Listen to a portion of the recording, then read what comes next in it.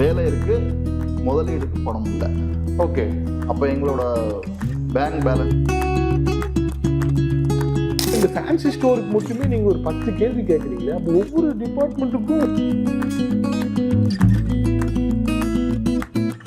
Quality இல்லாமல் ஒரு ப்ராடக்ட்டை பண்ணுங்க, நான் உங்களுக்கு ₹1 ஆர்டர் தரேன் அப்படின்னா பண்ணலாம். இந்த 2 ஷிஃப்ட்டையும் ஒரே கேரக்டர் பார்த்தா எப்படி இருக்கும்? நீங்கள் பார்த்துருவீங்க.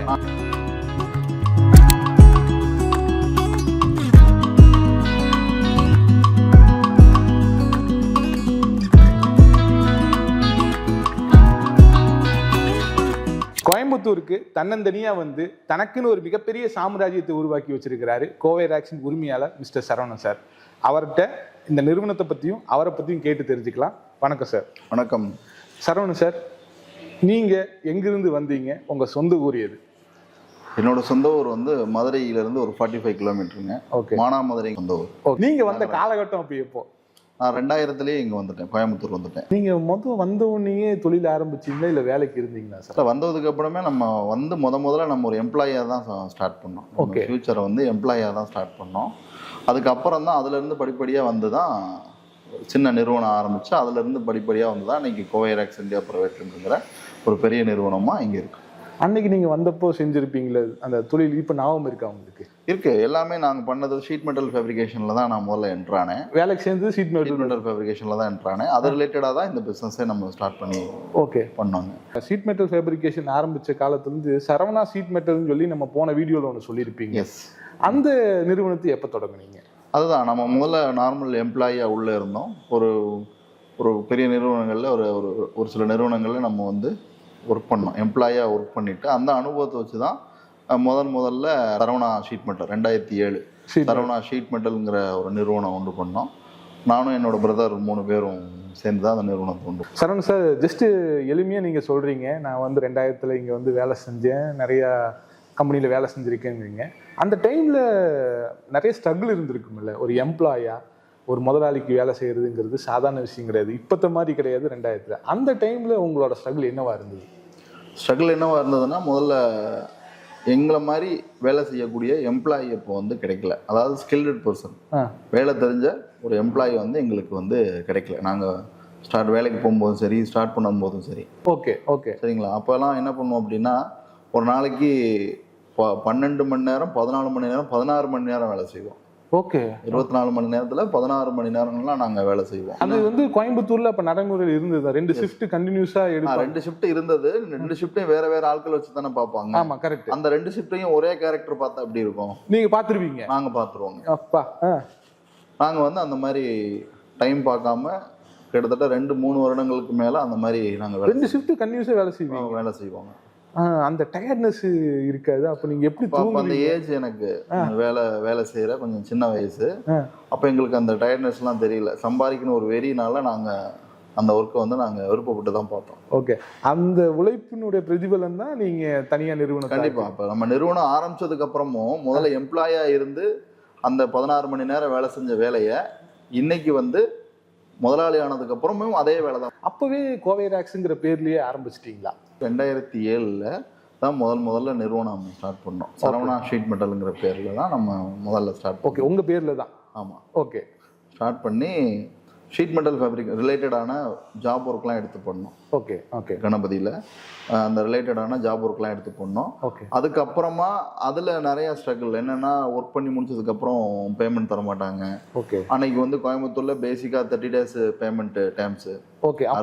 60 நாள் பேமெண்ட் டேர்ம்ஸ் எல்லாம் அப்போ இருந்தது. ஓகே. ஒரு ப்ராடக்ட் நீங்கள் எடுத்து பண்ணி கொடுத்தாலும் சரி, ஜாப் ஒர்க் கொடுத்தாலும் சரி, பணம் வந்து சேராது. 60 நாள் ஆகும் பணம் வந்து சேர்றதுக்கு. ஓகே. அது கண்டினியூ ஆகிட்டே இருந்தது.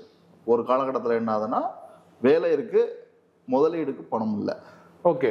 அப்போ எங்களோட பேங்க் பேலன்ஸ் இல்லை. எங்களுக்கு ஃபினான்ஷியல் ஸ்ட்ரகிள் வந்த காலம். ஸ்ட்ரகிள். அப்போ என்ன ஆகும் அப்படின்னா, வேலை செய்யற நாங்கள் தயாரா இருக்கோம், வேலை கொடுக்கறதுக்கும் கிளைண்ட் தயாரா இருக்காங்க. அங்க பிஓ தானே கொடுப்பாங்க. கரெக்ட். ஸோ நம்ம பணம் போட்டு தான் அந்த வேலையை செய்யணும். அன்னைக்கு வந்து எங்களுக்கு எங்களுக்கு அந்த ஐடி பேப்பர்ஸும் எங்ககிட்ட அவ்வளோவா இல்லை, பேங்க் சப்போர்ட்டும் கிடையாது. ஸோ ரொம்ப அதில் நாங்கள் சிரமப்பட்டு தான் பணம் கடனுக்கு வாங்கி வட்டிக்கு வாங்கி போட்டு அதுலேருந்து சம்பாதிச்சு திருப்பி அதுக்கப்புறம் தான் சரி ஒரு முடிவுக்கு வந்தோம். சரி, நீ ஜாப் ஒர்க் பண்ணி 60 நாள் வெயிட் பண்ணி நம்ம பேமெண்ட் வாங்க முடியாது. அது ஒரு சில நிறுவனங்கள் பணம் கொடுக்காமையே விட்டுட்டாங்க ப்ரைவேட்டில். அப்போ என்ன பண்ணோம் அப்படின்னா, நம்ம பொருள் நம்மக்கிட்ட இருக்கணும், நம்ம பணம் நம்ம கையில், பணம் வந்தால் தான் பொருள் நம்ம விட்டு போகணுங்கிறத முடிவு பண்ணி தான் ப்ராடக்டாக சேல் பண்ணலாங்கிற ஒரு டிசைட் பண்ணி முதல்ல ஒரு இந்த சூப்பர் மார்க்கெட் ரிலேட்டடான ஒரு ப்ராடக்ட் பண்ணோம். அதை நாங்களே வந்து ஆன்லைனில், அதாவது இந்தியா மார்ட் இந்த மாதிரி ஆன்லைனில் நாங்கள் சேல் பண்ணுறதுக்காக ட்ரை பண்ணி எல்லா வேலைகளுமே செய்ய ஆரம்பித்தோம். ஓகே, போர்ட்டல்ஸ் பிஸ்னஸ் அப்போவே அந்த ஆன்லைன் போர்ட்டலோடது என்ட்ரி ஆகிடுச்சு. அப்போ தான் பிகினிங்கில் என்ட்ரி ஆகிறோம். ஓகே, என்ட்ரி ஆகி கிட்டத்தட்ட அதில் ஒரு வருஷம் 2 வருஷம் 3 வருஷம் ட்ராவல் பண்ணதுக்கப்புறமும் எங்களுக்கு பிராண்ட் இல்லாதனால எங்கள் பொருள் வந்து குவாலிட்டி இருக்குது, ஆனால் சேல் ஆகலை, அதிகமாக சேல் ஆகலை. அந்த சும்மா ஒரு கம்பெனி, ஒரு நிறுவனத்தை சும்மா ரன் பண்ணுற அளவுக்கு தான் இருந்தது. அப்போ யோசித்து இதுக்கு என்ன பண்ணுறதுன்னு யோசிச்சதுக்கப்புறம் தான் ஒரு பிராண்ட் கிரியேட் பண்ணணும் அப்படிங்கிற ஒரு யோசனை வந்து தான் இந்த நம்ம இருக்கிற இடம் கோவையை பேஸ் பண்ணி நம்ம தயாரிக்க போகிறது சூப்பர் மார்க்கெட் ரேக்ஸ். அதுதான் கோவை ரேக்ஸ். அதனால கோவை ரேக்ஸ் அப்படின்னு சொல்லிட்டு பிராண்டாக கிரியேட் பண்ணி, நான் முதல்ல சரவணா ஷீட் மெட்டல்லேருந்து பேசுகிறேன் அப்படின்னு சொல்றதை விட நான் கோவை ரேக்ஸ்லேருந்து பேசுறேன்னு சொல்லும்போது அதற்கான வரவேற்பு அதிகமாக இருந்தது. ஓகே, ஸோ அதை அப்படியே நாங்கள் அந்த பிராண்டை வந்து அப்பவே நீங்க டெவலப் பண்ணுங்கிற ஒரு சிந்தனை உங்களுக்கு 2007 வந்துருச்சு. ஆமாம். ஏன் அப்படின்னா, ஒரு சில இடங்களுக்கு போகும்போது உங்கள் கம்பெனி என்னன்னு சொல்லும்போது நாங்கள் சரவணா ஷீட் மெட்டல்னு சொல்லும்போது அது ரிலேட்டடாக மேட்ச் ஆகலை. ஓகே, ரேக்ஸுக்கு ரிலேட்டடாக மேட்ச் ஆகலை. ஸோ அதனால இது எங்களுக்கு ரொம்ப யூஸ்ஃபுல்லாக இருந்தது. அப்பவே வந்து உங்க பிரதர்ஸ் எல்லாமே சேர்ந்து தான் பண்ணோம். ஓகே, வந்துட்டாங்க 2007 வந்து எல்லாமே எங்க கூட தான் இருந்தாங்க. ஓகே, அவங்களும் இந்த தொழிலை தெரிஞ்சுட்டு வந்தாங்களா இல்லை வந்ததுக்கு அப்புறம் இங்க படிச்சுக்கிட்டாங்க? இல்லை, இங்க வந்து நான் சொன்னேன் இல்லைங்களா, அந்த 4 பேரும் ஒர்க் பண்ணோம் அப்படின்னு. இப்போ சேர்ந்து தான் ஒர்க் பண்ணோம். ஓகே, ஸோ எல்லாருமே ஈவனா ஒவ்வொரு டிபார்ட்மெண்ட்ல அந்த வேலையை கற்றுக்கிட்டோம். ரெண்டாவது ஒவ்வொருத்தரும் ஒவ்வொரு ஸ்கில்ல ஒன்று பண்ணிக்கிட்டோம். இப்போ நான் வந்து வெளியில மார்க்கெட்டிங் பண்ணி வெளியே கம்பெனிகளை பார்த்து அந்த வேலைகளை ஆர்டர் எடுக்கிறது, ஓகே, வெளியே பேசுறதெல்லாம் நான் பார்த்துக்கிடுவேன். இன்னொருத்தர் வந்து அக்கௌண்ட்ஸ் பார்ப்பாரு, பேங்க் பார்ப்பாரு, ஆடிட்டிங் பார்த்துக்குவார், அப்போவே அந்த அக்கௌண்ட்ஸ் இதெல்லாம் பார்த்து கவனிச்சுக்குவார்.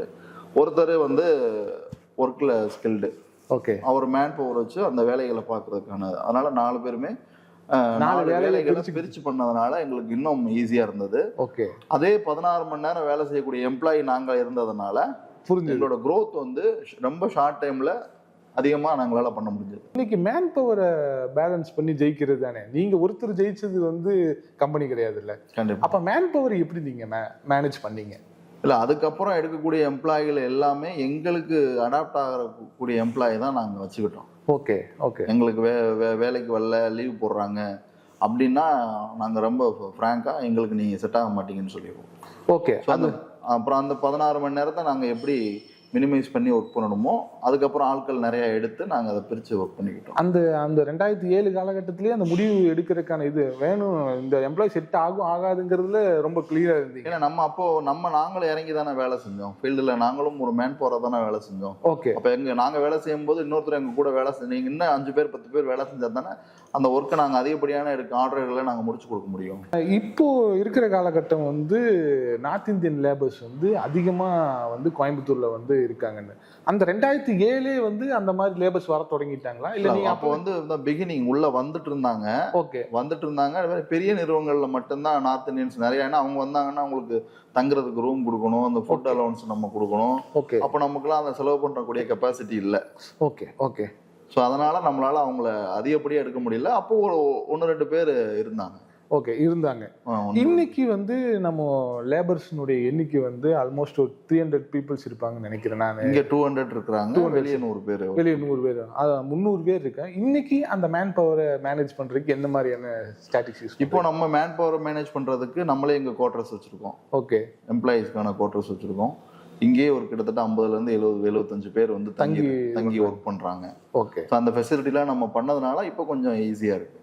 பழைய கணபதியில இருந்த நம்மளோட அந்த பழைய கம்பெனியை ஷூட் பண்ணியிருக்கோம். அதை பற்றி எல்லாமே டீட்டெயிலாகவும் நம்ம பேசியிருப்போம். அப்போ நீங்கள் சொன்னீங்க நாங்கள் ஒரு 1 லட்சம் ஸ்கொயர் ஃபீட்டில் கம்பெனி இருக்கும், 1 லட்சம் ஸ்கொயர் ஃபீட்டில் ஷோரூமே இருக்குன்னு சொல்லியிருந்தீங்க. ஆல்மோஸ்ட் அந்த வீடியோவும் நம்ம இப்போ எடுக்கிறோம்.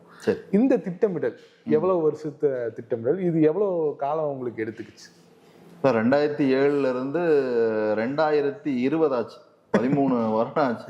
அதாவது நம்ம ஒரு சொந்தமா ஒரு லேண்ட் வாங்குறதுக்கே 13 வருஷம் ஆச்சு.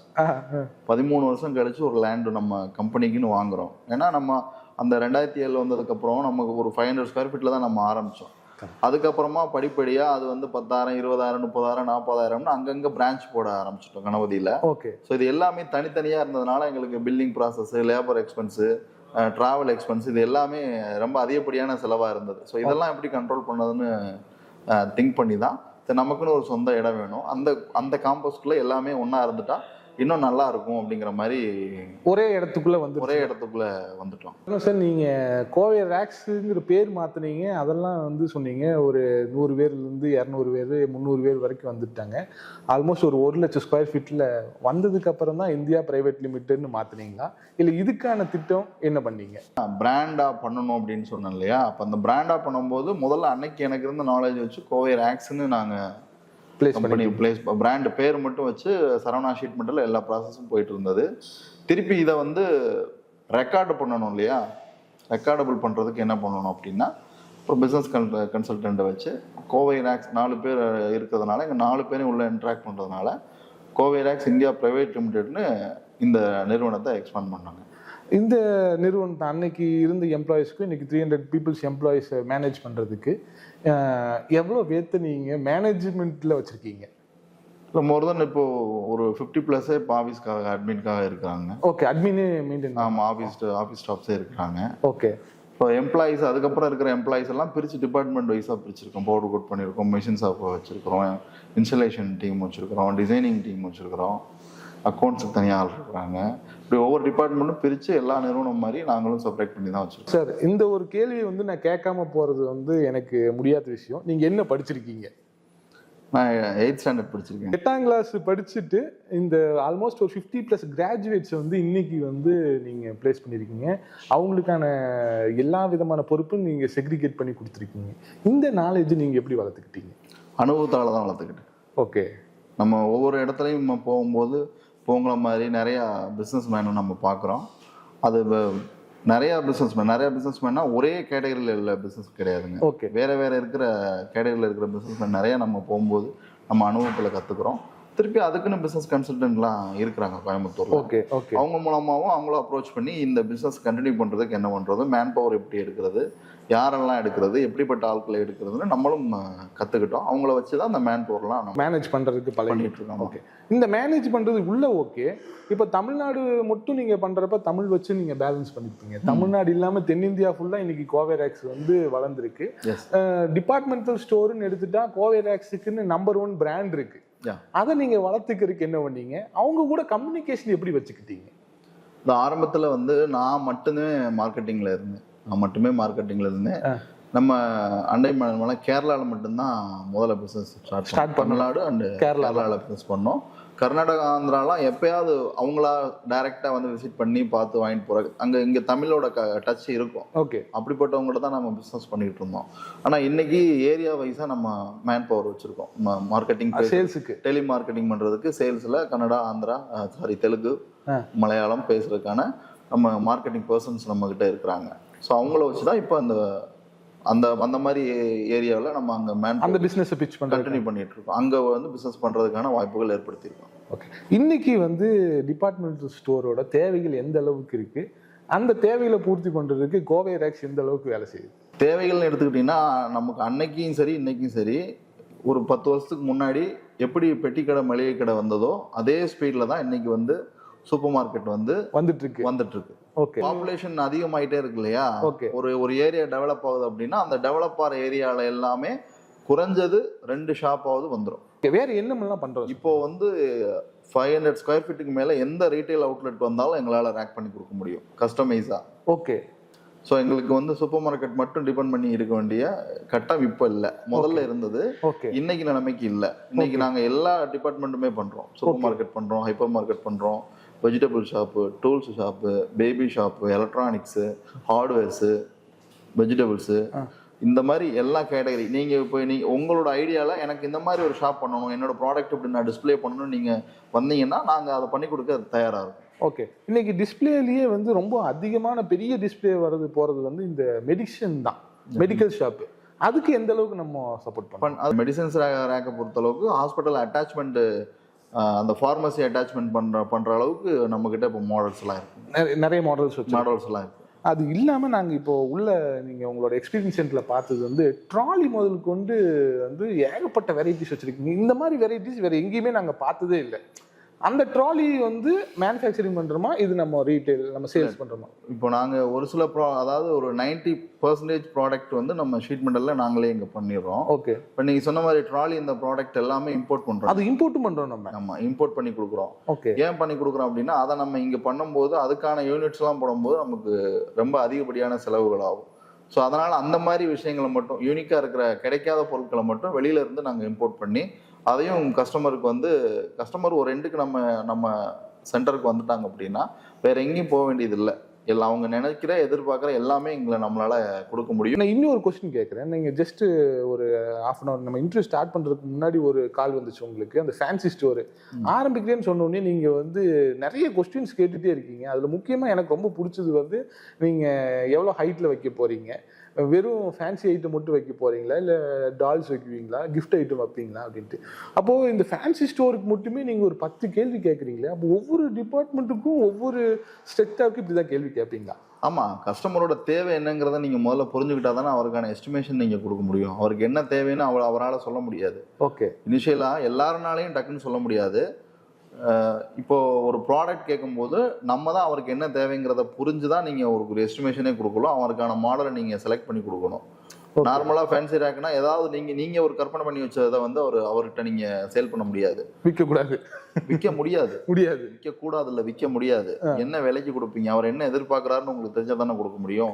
ஸோ அவர்கிட்ட நீங்கள் அவர்கிட்ட இருந்து உங்களுக்கு தேவையான இன்புட் எல்லாமே நீங்கள் எடுத்துடணும். உங்களுக்கு என்ன தேவை, என்ன கலர் வேணும், என்ன ஹைட் வேணும், என்ன லென்த் வேணும், முதல்ல அவரோட ஷாப் எவ்வளோ சைஸ் இருக்கு, அதில் எப்படி டிசைன் பண்ணணும்னு முதல்ல நம்ம எடுத்துனுமே ரேங்க் கொடுக்க முடியாது. முதல்ல அவர்கிட்ட இருந்து இன்புட் எடுத்துட்டு அதுக்கான டிசைன்ஸ் நம்ம இங்கே பண்ணணும். ஒரு லே அவுட் பண்ணணும், ஃப்ளோருக்கான லே அவுட் பண்ணி அதுக்கப்புறம் தான் அதுக்கான எஸ்டிமேஷன் நம்ம கொடுக்க முடியும்.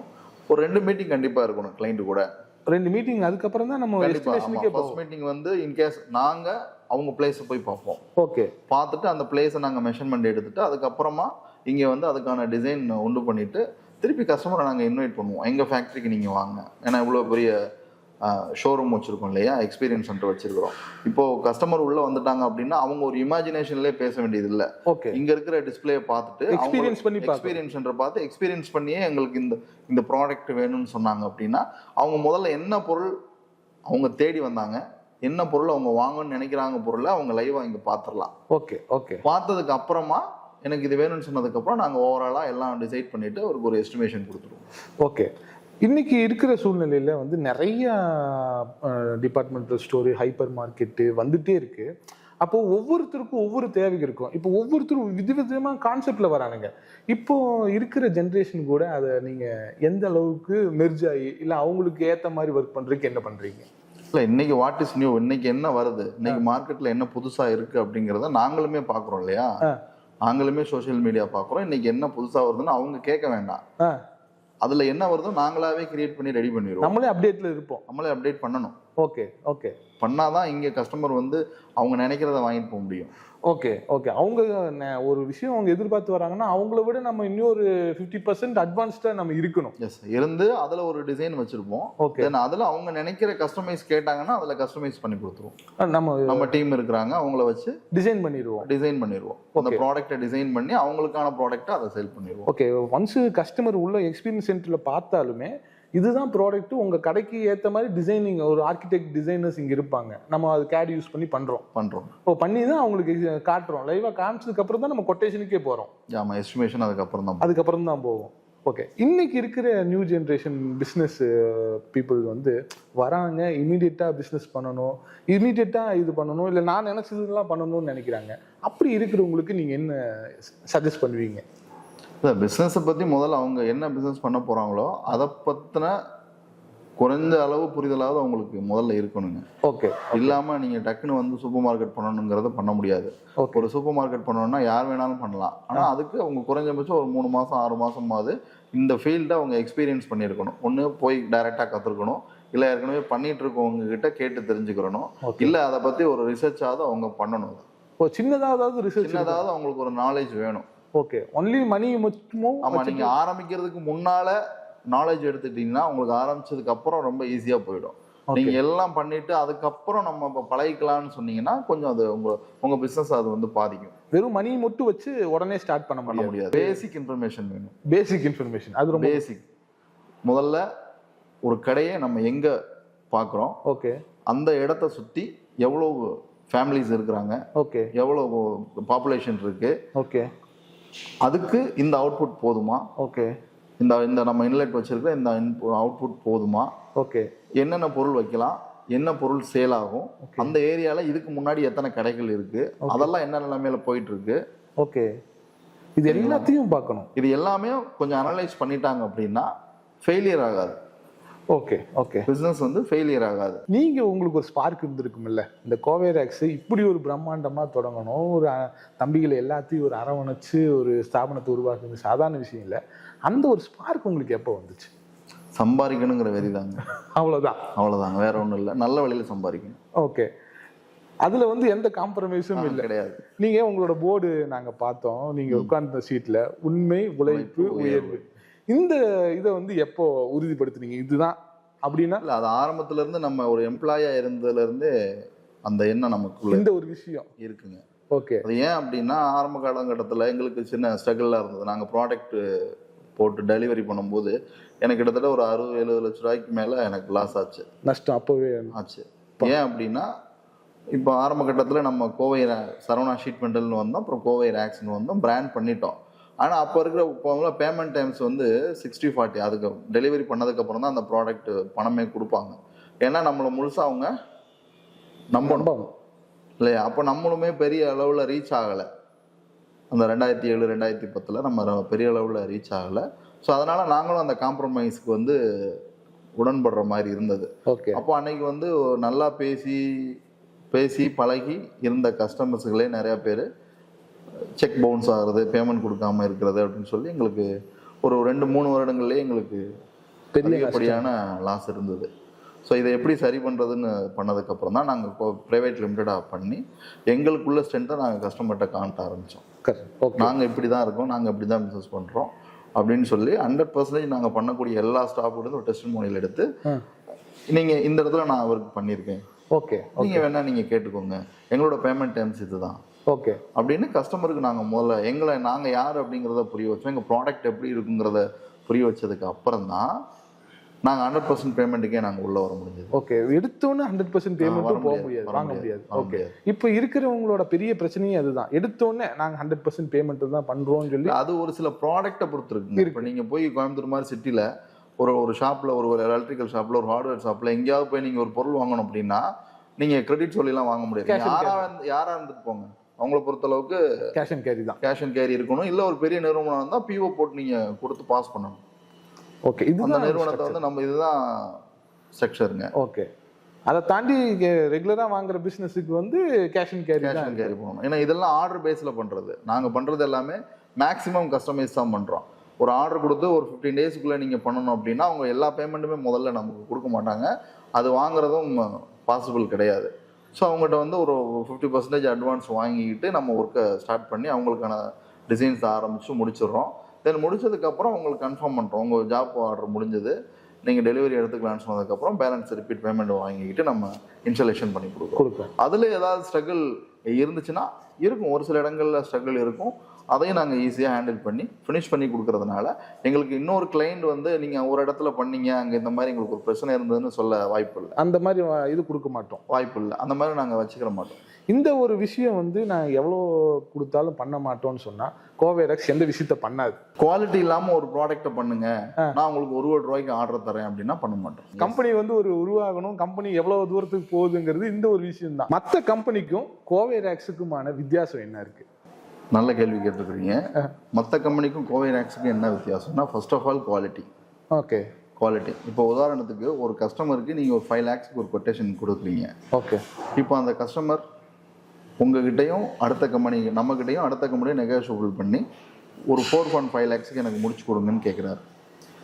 இப்போது அந்த கிளைண்ட்டுக்கு அந்த வேலையை நாங்கள் செய்யணும் அப்படின்னு முடிவு பண்ணிட்டோம் அப்படின்னா குவாலிட்டியில் ஃபர்ஸ்ட் ஆஃப் ஆல் காம்ப்ரமைஸ் பண்ண மாட்டோம். Okay okay. ஏன் அப்படின்னா நீங்கள் வந்து ஒரு சில ஸ்பெக்ஸ் வந்து அவங்க பர்மிஷனோடையே நம்ம மைனஸ் பண்ணிடுறோம். ஒரு சில ஸ்பெக்ஸ் வந்து ஓகே அவங்க பர்மிஷனோடையே அவங்களுக்கு சஜஷன் கொடுப்போம்.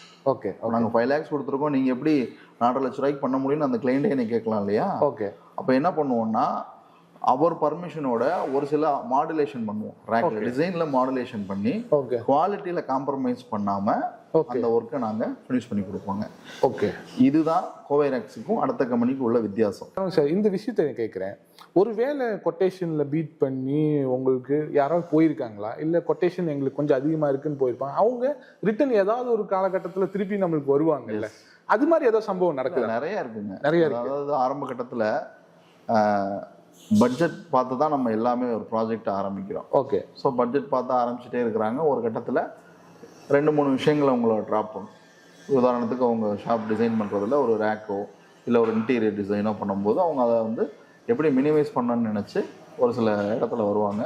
ஸோ அவங்க அந்த வேலைக்கு எங்களால் பண்ண முடியாது. ஏன் பண்ண முடியாதுன்னா குவாலிட்டி மைனஸ் ஆகுங்க. மற்ற கம்பெனி பண்ணி கொடுக்க ரெடியாக இருப்பாங்க, குவாலிட்டி மைனஸ் ஆகும் அப்படின்னு நாங்கள் ஃபீல் பண்ணோம்னா நாங்கள் அந்த வேலையை எடுக்க மாட்டோம், விட்டுருவோம். திருப்பி அவங்க அந்த ப்ராஜெக்டை முடிச்சிருவாங்க. ஆனால் அவரே 1 வருஷம் 6 மாதம் கழிச்சு எனக்கு இன்னொரு கிளைண்ட்டை எனக்கு அட்வைஸ் பண்ணி அனுப்புவார். ஓகே, இந்த பிரச்சனை எனக்கு வந்துருச்சு, நீங்க டைரக்டா அவர்கிட்ட போங்க, அவங்க நல்லா பண்ணி கொடுப்பாங்கன்னு சொல்லி எங்களுக்கு ரெக்கமெண்ட் பண்ணுவாங்க. ஓகே, எங்களுக்கு வந்து ஒரு ஆர்டர் போன ஆர்டரை எங்களுக்கு அவர் மூலமாவே 2-3 ஆர்டர் எங்களுக்கு கையில கிடைச்சிடும். ஓகே, இது ரொம்ப முக்கியம் இல்ல, ஒரு ஒரு விஷயத்தை கரெக்டா சஜஸ்ட் பண்ணணும். இது பண்ணனா உங்களுக்கு இந்த மாதிரி ஒரு பிரச்சனை பின்னாடி வரும்.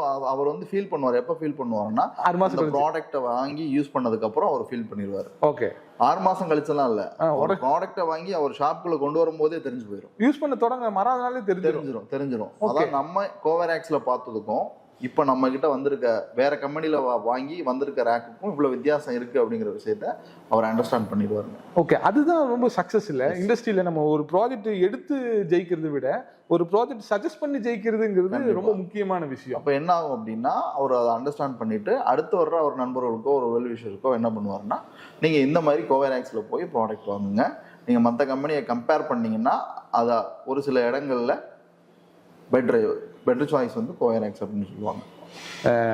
நீங்கள் ஒரு ஸ்தாபனத்தை வளர்த்து நிற்கிறப்போ நீங்கள் இருந்தாலும் இல்லைனாலும் கீழே இருந்து இந்த 200 பேர் வேலை செய்கிறதும் சரி, பவுடர் கோட்டிங்கு, கீழே லேசர் கட்டிங்காக இருக்கட்டும், எல்லாமே அது பாட்டுக்கு நடந்துகிட்டே இருக்குது. அது பாட்டுக்கு ஒரு சில ப்ராசஸில் போயிட்டே இருக்குது. அந்த எம்ப்ளாயிஸோட ஸ்ட்ரென்த்தை பற்றி சொல்லுங்களேன். உங்களோட எம்ப்ளாயிஸ் டிபார்ட்மெண்ட் வைஸாக அதுக்குன்னு இப்போ ஹெச்ஆர் இருக்கிறாங்க, ஹெச்ஆருக்கு அப்புறம் மேனேஜர்ஸ் இருக்கிறாங்க, மேனேஜருக்கு அப்புறம் சூப்பர்வைசர் இருக்கிறாங்க. அவங்களுக்கு ரொட்டீனாக என்ன வேலை செய்யணும்னு சொல்லி இங்கே அப்டேட் ஆகிட்டு தான் இருக்கும். எல்லா நிறுவனம் மாதிரி தான். ஓகே, ரொட்டீனாக இன்னைக்கு என்ன வேலை செய்யணும், வேலை இல்லாமல் யாரும் சும்மா இருக்க முடியாது. கரெக்ட். ஸோ அதுக்கான அட்மினிஸ்ட்ரேஷன் நம்ம ரெகுலராக நம்மகிட்ட ப்ராப்பராக இருக்கிறதுனால ரெகுலர் ரொட்டீன் ஒர்க் அது அது இங்கே அங்கே எந்த ட்ராப்புமே ஆகாது. இந்த நீங்கள் மெட்டீரியல் எல்லாம் காம்ப்ரமைஸ் பண்ண மாட்டீங்க ப்ராடக்ட், ஏன்னா எண்டு கஸ்டமருக்கு போகிறது மெட்டீரியல் தான். அந்த மெட்டீரியலை மேக் பண்ணுறதுக்கு ஒரு மிஷின் தேவைப்பட்டிருக்குமல்ல, அந்த மிஷினை நீங்கள் எந்த அளவுக்கு கான்சன்ட்ரேட் பண்ணுவீங்க, அதில் என்ன புதுமையை நீங்கள் கொண்டு வந்து வைப்பீங்க? இல்லை, புதுமையான ஆல்ரெடி நம்மகிட்ட எல்லா மிஷின்ஸுமே இருக்குங்க. ஓகே, இப்போ நீங்கள் இப்போ லேசர் எடுத்துட்டீங்கன்னா fibre laser, air and current and கேஸில் கட் பண்ணது இன்னைக்கு ஏர் அண்ட் கரண்டில் கட் பண்ண ஆரம்பிச்சு. ஓகே, கேஸ் இல்லாமல் கரண்ட் ஏருக்கு மாறிடுச்சுங்க. ஓகே, இப்போ குவாலிட்டி ரொம்ப ரொம்ப நமக்கு ஈஸியாக கிடைக்கும். நிறைய டிசைன்ஸ் பண்ணுறதுக்கான ஆப்ஷன்ஸ் எங்களுக்கு கிடைச்சிது. ஓகே, இப்போ புது மிஷின்ஸில். ஓகே, இது எல்லாமே இம்போர்ட்டட் தான் சார். நிறைய கஸ்டமர்ஸ் வந்து ஒவ்வொருத்தரும் ஒவ்வொரு மாதிரி இருப்பாங்க. ஒவ்வொருத்தரையும் நீங்கள் எப்படி அப்ரோச் பண்ணுவீங்க? எனக்கு தேவை ஒரு கிளைண்டோட 10 நம்பர் உள்ள டிஜிட்டல் நம்பர் இருந்தால் எனக்கு போதும். ஓகே, அவங்களுக்கு ஒரு நம்பர் இருந்தால் போதும், நான் ஹேண்டில் பண்ணிடுவேன். அவங்களுக்கு ஒரு தேவைன்னு இருந்து அவங்க மொபைல் நம்பர் கான்டாக்ட் கிடச்சிருச்சுன்னா போதும் நான் ஹேண்டில் பண்ணுவேன். என்னோட டீமுக்கு நான் அப்படி தான் கற்றுக் கொடுத்துட்டு இருக்கேன். ஓகே, இதுதான். ஏன்னா இது எதுக்கு சொல்கிறேன்னா, அவர் மொபைல் நம்பர் இருந்தால் போதும்னு சொல்கிறேன்னா, நான் அவரோட தேவைகள் என்னங்கிறத நான் அவர் மூலமாகவே தெரிஞ்சுக்குவேன். ஓகே, அவர் மூலமாகவே தெரிஞ்சுக்கிட்டு இங்கே நீங்கள் மற்ற கம்பெனியில் மாதிரி ஒரு எஸ்டிமேஷன் கொடுக்கறதுக்கு 2 நாள் 3 நாள் 4 நாள் 5 நாள் டைம்லாம் எடுத்துக்க மாட்டோம். இன்னைக்கு 10 மணிக்கு ஒரு கால் வந்ததுன்னா 12 மணிக்கு அந்த காலை க்ளோஸ் பண்ணிடுவோம். ஓகே, எஸ்டிமேஷன் வரைக்கும் கொடுத்துருவோம், எல்லாமே கொடுத்துருவோங்க. ஓகே, புரியுதுங்களா உங்களுக்கு? அந்த ஒரு கால்ஸ்லேயே எடுத்து அவருக்கு என்ன தேவைங்கிறத தெரிஞ்சுக்கிட்டு அந்த கால்ஸை 12 மணி இல்லை அந்த அன்னைக்கே அந்த ஒன் டேக்குள்ளே அந்த கால்ஸ் நாங்கள் க்ளோஸ் பண்ணிடுவோம். ஓகே, இதுதான் ரொம்ப முக்கியம் இல்லை? இதுதான் ரொம்ப முக்கியம். ஓகே, நீங்கள் சொல்கிறீங்க அந்த மொபைல் நம்பரை வச்சு நீங்கள் அவங்களோட டீட்டெயில் வாங்கிடுவீங்கன்னு. அந்த ப்ராசஸ் எப்படி ப்ராசஸ் பண்ணுவீங்க? ஈஸியாக அப்போ ஒரு கிளைண்ட் வந்து அவருக்கு ஒரு ப்ராடக்ட் தேவைங்கிறத எங்களுக்கு ஒரு அது ஆன்லைன் மெசேஜாக இருக்கலாம், இல்லை வந்து நம்ம தெரிஞ்ச நண்பர்கள் மூலமாக கொடுக்கலாம், இல்லை அவரே எங்களுக்கு டைரெக்டாக கால் பண்ணும்போது முதல்ல அவருக்கு என்ன தேவைங்கிறத புரிஞ்சு அவருக்கு ஒரு பேசிக் எஸ்டிமேஷன் நாங்கள் கொடுத்து ஹோல்ட் பண்ணுவோம். ஓகே. அதுக்கப்புறம் அவர் இன்ட்ரெஸ்டட் எங்கள்கிட்ட ப்ராடக்ட் வாங்க இன்ட்ரெஸ்டடாக இருந்தது அப்படின்னா நெக்ஸ்ட் ப்ராடக்ட் ப்ராசஸ் என்ன ஆகும் அப்படின்னா ஒன்று நாங்கள் அவரை மீட் பண்ணுவோம், இல்லை அவர் எங்களை மீட் பண்ணுவார். ஓகே. அது என்ன அவர் எந்த ஸ்பீடில் இருக்குங்கிறது கஸ்டமர் கையில் தான் இருக்குது. ஓகே. அப்படி கஸ்டமர் நாளைக்கே எங்களை மீட் பண்ணுங்கன்னா நாங்கள் உடனே அதுக்கான ப்ராசஸ் இல்லை. கஸ்டமர்ஸ் வந்து டிலே பண்ணி நான் அடுத்த வாரம் வரேன் அடுத்த மாதம் வரேன்னா அது எல்லாமே அவர் சைடில் தான் இருக்குது. ஓகே. ஸோ அவர் எவ்வளோ இன்ட்ரெஸ்டடாக இருக்காரு, எத்தனை நாளில் அவருக்கு ப்ராடக்ட் வேணுங்கிறத டிசைட் பண்ணி தான் இந்த வேலைகளே வந்து நடக்குங்க. ஓகே. இதில் நான் ஒன்று முதல்ல கேட்டிருக்கணும், இப்போ இடையில கேட்கணும்னு நினச்சிக்காதீங்க. சரவணன் சாருக்கு லக்கு மேலே நம்பிக்கை இருக்கா? லக்கு மேலே நம்பிக்கை இல்லை, உழைப்பு மேலே தான் நம்பிக்கை இருக்கு. ஓகே. அது எந்த ஒரு அடிப்படையில் நீங்கள் சொல்லுவீங்க? இல்லை லக்குங்கிறது என்ன, ஒரு கண்ணுக்கு தெரியாத ஒரு விஷயம், கண்ணுக்கு தெரியாத ஒரு விஷயம். நீங்க வேலைக்கே போகாம யாரையும் போய் மீட் பண்ணாம எந்த கிளைண்டையும் பார்க்காம நீங்க வீட்டுல இருந்தே லக்கு உங்களை வந்து கை கொடுத்து தூக்கிடுமா? கிடைக்காது. அப்படின்னா லாட்டரி டிக்கெட் தான் எடுக்கணும். ஓகே. அதுதான் ஒரே வழி, வேற வழியே இல்லை. ஓகே. தான் லக்கு. ப்ராசஸ், அந்த ப்ராசஸ் வந்து ரெகுலரா இருக்கணும். நம்ம வேலை செய்யணும், உழைக்கணும், கரெக்டான நேரத்துல கால் அட்டென்ட் பண்ணணும். உங்க ரொட்டீன் வந்து எப்பவுமே இப்போ நம்ம சொல்றோம் முதல்ல 16 மணி நேரம் 14 மணி நேரம் சொல்றோம். குறைந்த அளவு ஒரு 8 மணி நேரமாவது நீங்க உங்க ஃபீல்டில் வேலை செய்யணும். ஓகே. வேலை செய்யணும். அது எப்படி வேலையாக வேணாலும் உடம்பால உழைக்கலாம், இல்லை வந்து மேனேஜ் பண்ணலாம், இல்லை வெறும் ஃபோன் கால்ஸ் வச்சு சொல்லலாம், இல்லை நீங்க உட்காந்துக்கிட்டு இப்போ 100 பேருக்கு வேலை கொடுக்கலாம், எப்படியோ.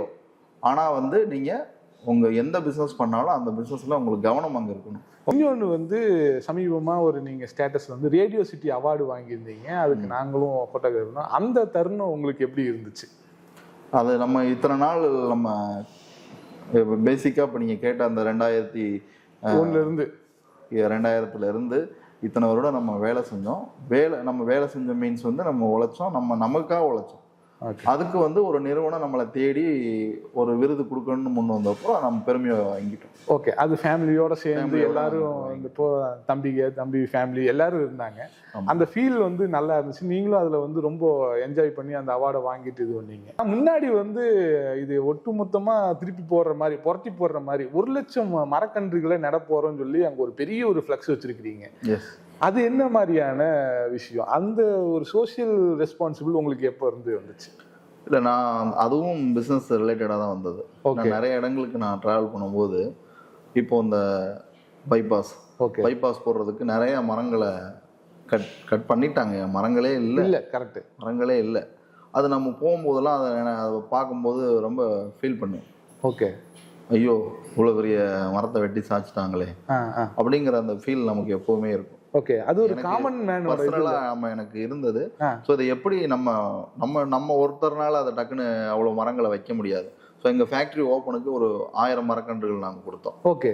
வந்தவங்களுக்கு எல்லாம் ஃப்ரீயாக கொடுத்தோம். ஓகே. அதை ஒவ்வொரு இப்போ லோக்கலில் ஒரு திருவிழா வருது, இல்லை ஒரு நமக்கு தெரிஞ்ச இடத்துல ஒரு ஃபங்க்ஷன் வருது அப்படின்னா அது மூலமாக கிட்டத்தட்ட ஒரு 1 லட்சம் மரக்கன்றுகளை கொடுத்து நடனுங்கிறது எங்களோட ஒரு பர்சனல் இலக்கு. சரவணன் சாருடைய அடுத்த இலக்கு என்னவா இருக்கும்? அடுத்த இலக்கு என்ன அப்படின்னா, இன்னைக்கு சொன்ன மாதிரி ஒரு 300 எம்ப்ளாயி ஒர்க் பண்ணுறாங்க. அதை அப்படியே நாங்கள் டபுள் ஆக்கணும். இப்போ ஒரு 4 ஸ்டேட்டுக்கு பண்ணிக்கிட்டு இருக்கோம். அதை இன்னும் எக்ஸ்பேண்ட் பண்ணி ஓவரால் இந்தியா ஃபுல்லாக கொடுக்கணும். ப்ளஸ் வெளிநாடுகளுக்கும் ஏற்றுமதி பண்ணுங்கிறது தான் எங்களோட அடுத்த கட்ட இலக்கு. இன்னும் ப்ராடக்ட் நிறையா போடணும். ஓகே. நிறைய ப்ராடக்ட்ஸு புதுசான விஷயங்களை நிறையா பண்ணணும். ஓகே. அது கோவேராக்ஸினுடைய இலக்கு மட்டும் இல்லாமல் அது ஒரு சமூக சார்ந்த விஷயமாகவும் நான் பார்க்குறேன். ஏன்னா 1 லட்சம் ஸ்கொயர் ஃபீட்டில் ஒரு கம்பெனி ஓப்பன் பண்ணுறப்போ நீங்கள் 1 லட்சம் மரக்கன்று வச்சுருக்கீங்க. அப்போ 10 லட்சம் ஸ்கொயர் ஃபீட்டில் நீங்கள் ஒரு கம்பெனி உருவாக்கும் போது 10 லட்சம் மரக்கன்றுகளை கொடுப்பீங்கன்னு ஒரு நம்பிக்கை மக்களுக்கு அது ஒரு பயனுள்ளதாக இருக்கும். ஏன்னா இன்னைக்கு இருக்கிற சூழ்நிலையில் கார்பன் டை ஆக்சைடினுடைய தன்மை அதிகமாகிட்டே இருக்கு, ஆக்சிஜன் கம்மியாகிட்டே இருக்குங்கிறப்போ நீங்கள் பண்ணுற இது வந்து ஒரு வெகுஜன மக்களுக்கு, ஒரு சாதாரண உழைக்கிற மக்களுக்கும் ஒரு நல்ல காற்று கிடைக்குது. Thank you so much Saravanan sir. நிறைய விஷயத்த மனசார எல்லா விஷயத்தையும் எங்கள் கூட ஷேர் பண்ணிக்கிட்டீங்க. கடைசி வரைக்கும் நாங்கள் கேட்ட கேள்விகளுக்கு எல்லாத்துக்கும் பொறுமையாக பதில் சொன்னீங்க.